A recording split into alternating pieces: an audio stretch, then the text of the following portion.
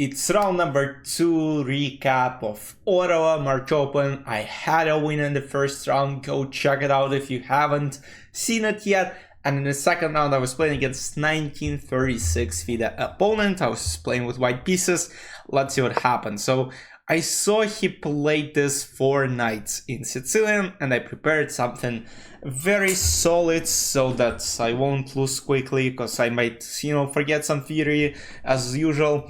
So knight f3, e6, d4, c takes d4, knight d4, knight f6, knight c3, knight c6, and here the most dangerous and sharp line is knight c6 takes e5, knight d5, knight d4, queen c7, f4, queen b6, c4, and just to show you what might happen here is bishop b4, and after king e2 the main move is f5, some people play bishop a6, pinning the king, and the best move is king f3. You know what's funny is I remember playing it for the first time, I didn't know the theory, and it turned out that king f3 was actually the best move, and white are actually a lot better, which I was very surprised. I saw it like maybe about 10 years ago. I played it for the first time, I was like, what? I'm actually better? I actually lost the game as far as I remember, but I mean, this is a huge advantage for white. Don't ask me why, but just absolute chaos on the board. I played a3, which is considered a bit more solid option, and I basically checked some lines before the game. I didn't really want to know what to expect here. There are multiple options. There is d5. There is I'm not sure if there is bishop c5, which doesn't make a lot of sense to me. There is, I think, d6, and there is bishop e7, which he played in the game. I think there is also some a6, queen c7, just transposing to some Taimanov Sicilian lines maybe.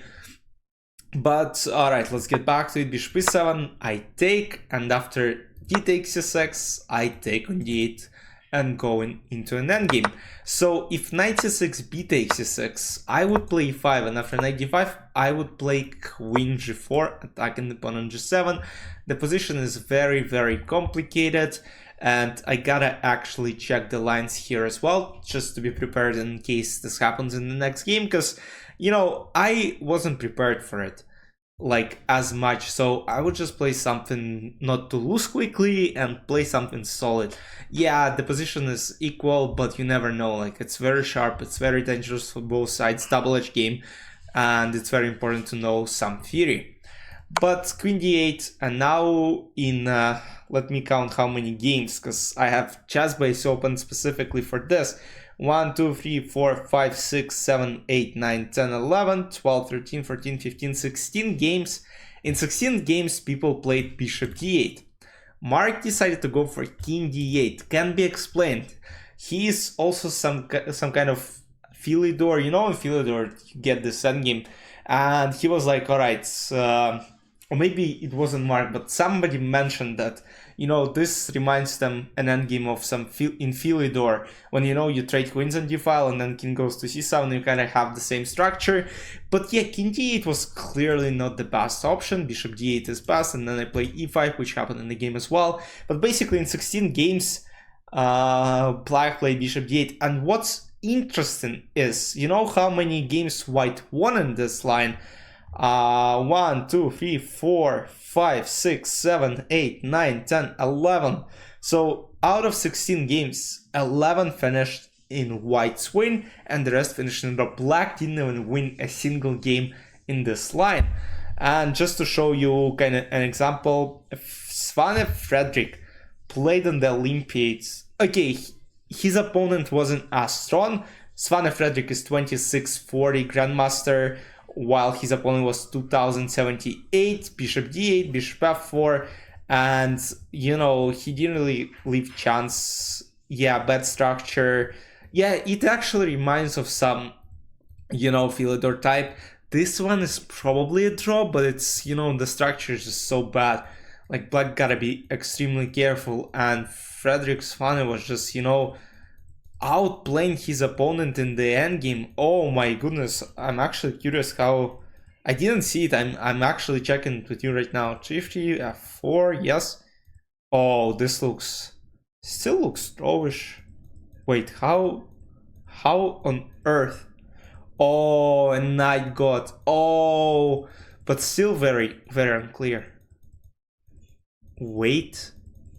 Wait. Oh my goodness. Knight b5 and white broke through. Imagine, I mean, this is why people are grandmasters. That's absolutely insane. Like, as you can see on the board, it's crazy. And of course, he ended up winning king f5. King e5 takes the pawn and just wins the game. But yeah, let's get back to our game here. King d8, e5, knight goes to d7. Again, I didn't like this move. It's a bit passive. I was like knight d5, but then knight d4 and c4 would be absolutely disastrous for black. f4, b6, bishop e3, king goes to c7, and I go long castle. f5. So I didn't like f5 either, and here apparently I had g4 played immediately, and after f takes g4, play rook g1, and if h5 trying to defend this pawn, I can simply reply with h3, and it becomes an extremely complicated task for black to play. They have this g7 pawn on the board, and I'm about to just take it. And if g takes h3, I play rook g7, and I can just leave this pawn for next dish, bishop g2, and the position is simply not playable. There are a bunch of pins here, bishop e7 is not playable, black are simply stuck here, and some knight b5 ideas as well. I'm curious, does this work? Yeah, exactly, this works. But after f5, I decided to play more slowly. I wanted to prepare g4, so I played bishop e2, but now black should have played h5. He played b5. b5 now made sense because he didn't want to basically see my bishop on c4 square, and then I would attack on e6. But I told him after the game, bishop c4, I mean, black are somehow holding after knight c5, which I actually didn't think was a move. I was like knight f8, but apparently I still have a solid advantage. b5, g4, g6, g takes f5, e takes f5, and now, basically after g takes f5, basically after g6, I realized that g takes f5 and bishop b5 is a threat. So basically what happens is, if g takes f5, I have open g5, I plan to go rook g1, rook g7, bishop f8, bishop f3, and it is a very tough position to defend. I have knight b5 idea as well. If bishop b7, there is knight b5, and if takes bishop b7, king b7, rook d7, white simply wins the game. And if e takes f5, which happened in the game, I have bishop b5. And the point is, after c takes b5, which didn't happen in the game, of course, knight d5, now black protect this bishop, and e6, the game is about to be over. +2 advantage, it is very tough to play as black.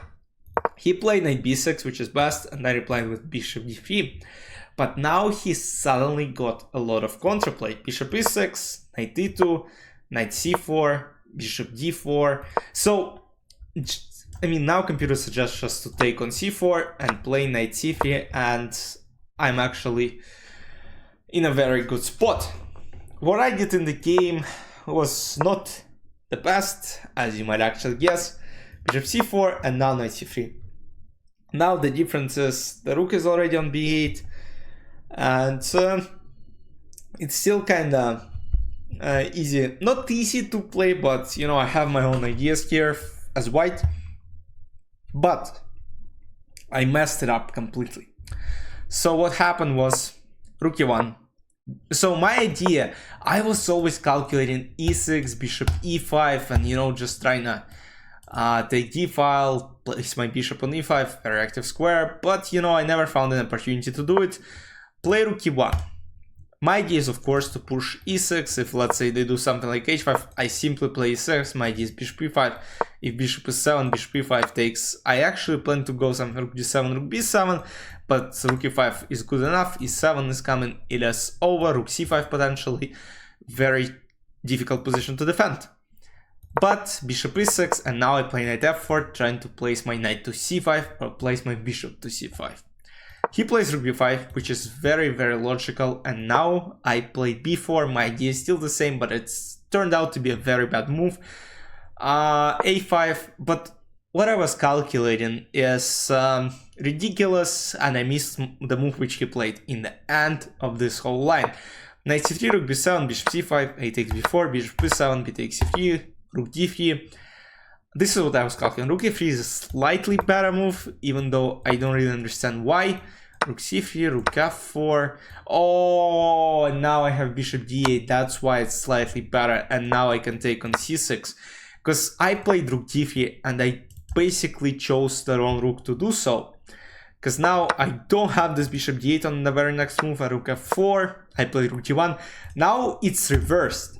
So I basically got a position down the tempo. And here, you know, if it was me to move, I would play bishop d8, but basically I messed up the move order, and unfortunately he played rook c4, which is not bad, as it turned out. Bishop c4, because we were curious where black made a mistake, because you'll see what happened and you would be just I mean, it is an insane position. Bishop d5, a4, king b6, bishop g5, which gives me objectively the best chances to win. Bishop d8 doesn't really work because king c5, and unfortunately I'm not able to set up anything. But bishop g5 has some ideas. So my idea is to play bishop b3 and play a5, a6. He plays king c5. I immediately push a5. I should have played king d2, which computer says is the best option, but my idea was a5. I realized it afterwards that, alright, I didn't probably play the best moves here, because I allowed black to actually defend. Rook b8, a6, and the idea was here is that if rook a8 is played, I can play a7, and now this rook can take because bishop f3, and I win a rook on a7. So it's very important to actually see what white want here. And there was a very interesting line somewhere here as well. e6, not here, wait, somewhere, maybe here actually. e6, king b6, e6, king a6. Yeah, let's just transpose to this position. That's what happened in the game. I can't remember what exactly I calculated. Rook e8, rook d8, bishop f7, and h4. So h4 is the best move, because here if I play king d2, h6 will be followed, and if I play bishop f6, there is g5, and there is no way for me to win, because pawn comes to f4 and I can't really break through. I have to make sure this pawn is protected by the bishop, so I at least have some winning chances, but this is simply a draw. So I play h4, but there is one little nuance which still works for black pieces. And this nuance was actually h6 anyways, which was played in the game. After bishop f6, black played king b5, which again not the worst move. But after king d2, unfortunately for black, there is only one move which draws the game, which is f4. So king c4, which was played in the game, is a blunder, and you can see the evil bar going up. f4 was the move to go. But why is a very crucial moment? Because after king d3, there is g5. Black give up another pawn, and after takes, bishop g5. There is bishop g6. And there is no way for this king to get to this pawn. And this bishop is not able to take this pawn because rook will take on e7. And white are not able to break through. The idea is pretty simple, but it's very hard to find with low time. And he had almost no time. He had like 2 minutes at the very maximum, and it's, you know, it's very hard to find the best defensive resources. And he had the same idea, but now f4 pawn was very crucial, and to give the bishop squares to actually go and give checks. And if king f2, bishop h5, and if king f2, king simply, or even f3, which is actually insane. And now the point is king is not able to go anywhere because f2, f1 will be followed. It is a dead draw. King c4 was played in the game, and now I play king f3, and there is no longer f4. King c5, king f4, king b6, king f5, king c7, h5, and the idea now is just to break the whole king side. g5, and now I play bishop g5. That's a very cute tactic, because what happens is after h takes g5, I play rook e8, bishop 8, and now h6, and unfortunately black are not on time to stop both pawns, because king d7 h7, and if bishop g6 I can go h7 or I can go e8 h7, doesn't matter, my pawn promotes and I win the game. Bishop h5 was played in the game, I played bishop h4, bishop g6, king f6. Now if takes, king g6, I pick up a pawn and I simply take this one and win. Bishop h5, king f5, and now my king walks to e6. After bishop g6, c3, he simply admitted his loss, and now I'm on 2 out of 2 points, and in the third round I'll be facing an international master 2335, Olivier Checoranta. Hope you guys enjoyed. I'll see you in the recap of round number 3. It will be round number 3. I hope you enjoyed. I'll see you tomorrow in the recap of round number 3. Bye bye.